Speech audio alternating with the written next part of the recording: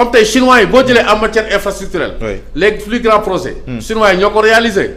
donc mën nañu ci waxaat nag après. d'accord dinañ ci ñëw incha allah alors Pape Moussa est-ce que même perception nga am que Thierno rawatina nguuru Sénégal mi rappelé à l'ordre tey waa France 24 de manière générale ci traitement yi nga xam ne ñu ngi koy def depuis bu yàgg lool ci Sénégal ak façon bi ñu ko defee certainement leen nga communiqué bi est-ce que même perception nga am. jërëjëf Pa Ousmane. ginnaaw bi la nuyoo nuyu mon grand.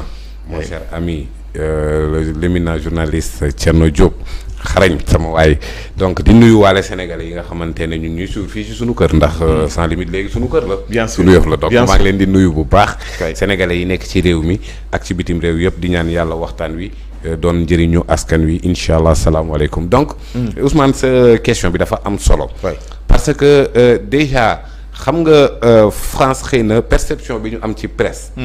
ak ñun perception bi ñu am ci presse bokkul. En France la plupart des presses prennent des positions claires le canard enchaîné et de la gauche. clair dañ koy affirmer yeneen Figaro Le Monde dañuy affirmer ne ñun droite lañ bokk. donc kon ñoom seen position politique. dañ koy confirmer dañ koy affirmer dañ koy assumer. France 24 moom mi ngi ci ligne éditoriale bi nga xamante ne moom mooy l'intérêt de la France d'abord bien que c'est une presse qui je pense man day def yenn exploit yenn documents yoo xamante ne jàppoon na naa ne ci ñun la gënoon a yeyoo jëw mën nga nekk Sénégal kii li xew au nord du Mali France 24 moom moo la koy yëgal li xew Nigéria France 24 moom alors que la presse africaine elle est là donc kon ci côté boobu noonu aussi mën nañ leen tirer le chapeau maintenant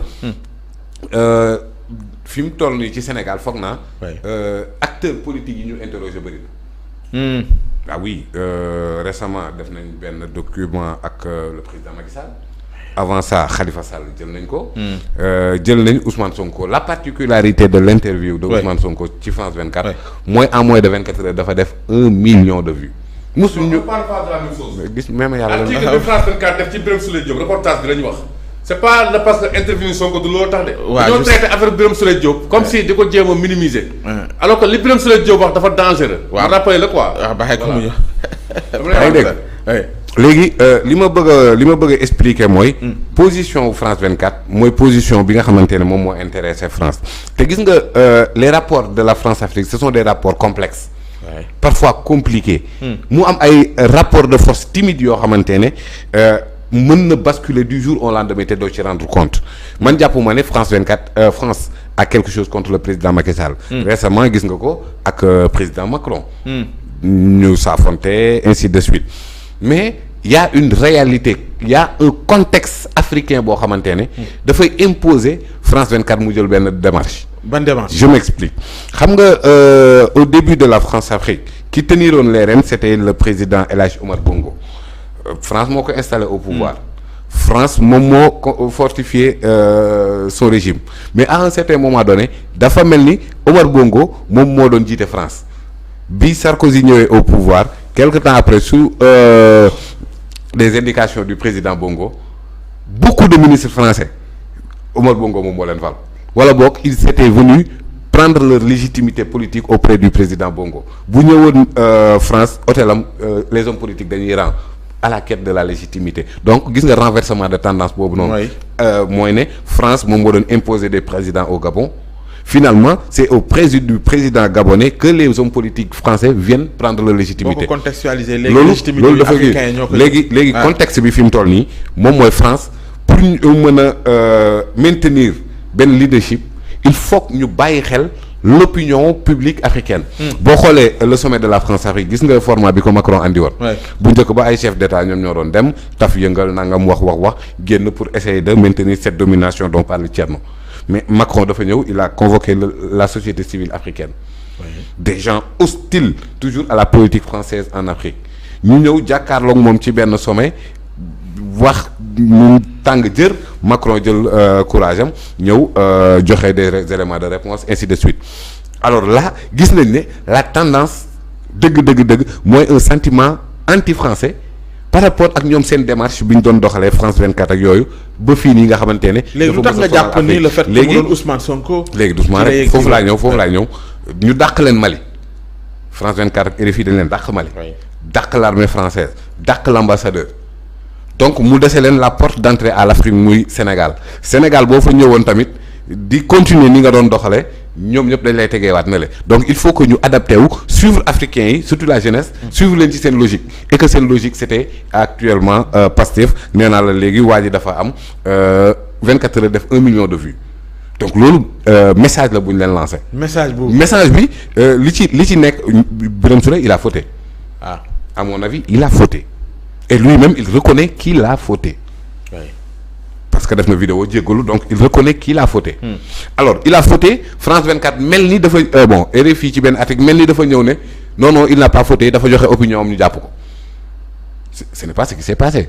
oui nooy comprendre loolu la. moom adaptation bi. c'est-à-dire ils essaient d'adapter ñoom seen i démarche ak li nga xamante ne moom mooy philosophie jeunesse bi philosophie population africaine. loolu bëgg a wax ne kon finalement ñoom am nañu seen candidat nga ñu bëgg a wax. non doucement am nañ seen i intérêt. qu'ils sont en train de charmer. Ils sont en train de charmer. ci côté kan. Ils sont en train de charmer la population et la jeunesse loolu moom mooy la réalité. à travers Ousmane Sonko impérativement. parce que koo xamante ne 24 heures nga def 1 million de vues tu te rends compte de sa popularité boo bëggee gars yi jox la nopp da ngay dem tamit topp ses directives moo tax ma ne les rapports de la France-Afrique dafa wëlbatiku tey ñu bëri rendre ñu ci compte donc fi mu toll nii France day essayer tirer sa légitimité auprès de l'opinion publique africaine d'abord parce que article bi ñu def li ñu wax ci Birame Souleye loolu ce n'est pas exact du tout. Oui. Maintenant comme que ñoom dañuy am seen position politique di ko assumer. Pour moi le gouvernement sénégalais pouvait se passer de ce communiqué là. Ah oui bien sûr parce que. bu la à l'ordre da nga jàpp ne amul parce que fii nii am na Sénégal fii y a des chaînes yoo xamante ne hostiles au régime. Am na ay organes yoo xamante ne très dociles au régime. Mais man dama jàpp ne ku nekk sa choix la.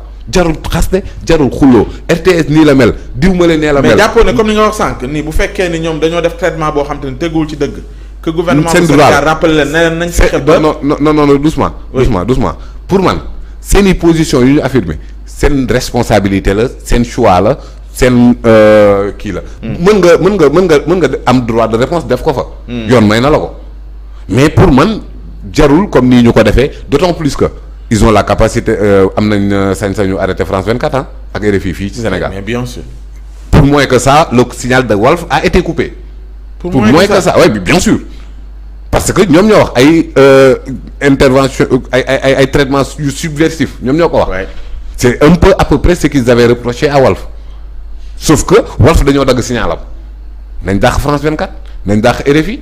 Ils n'osent pas le faire et ils ne le feront pas léegi nag ils se contentent de communiquer mais tey jàpp naa ne organe bu mu neex jëlal sa ligne éditoriale bu la neexee nga ñëw assumer ne man Pastef laa bokk Jotna TV. bu la neexee nga ne man APR laa bokk ba pare yore sa organe de presse bi journal Sopi amoon na fi journal Cheikh Anta amoon na fi journal ainsi de suite donc kon jarul lu ni mel léegi nag le 2 poids 2 mesures moom mooy signé nañ coupé nañ signal Walf te signalu France 24 ak RFI ñu ngi dox ba léegi. on doit aller au-delà de. kon mën nañ ko ils peuvent le faire est-ce que ñu koy taal a fait dañ ko def.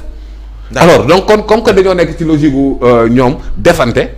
ak France 24 ni ne France 24 ak RFI li ñuy def nangam def communiqué bu doy waar. il pouvait ne pas se limiter se contenter de communiquer mais quel que soit Alpha ñoom France 24.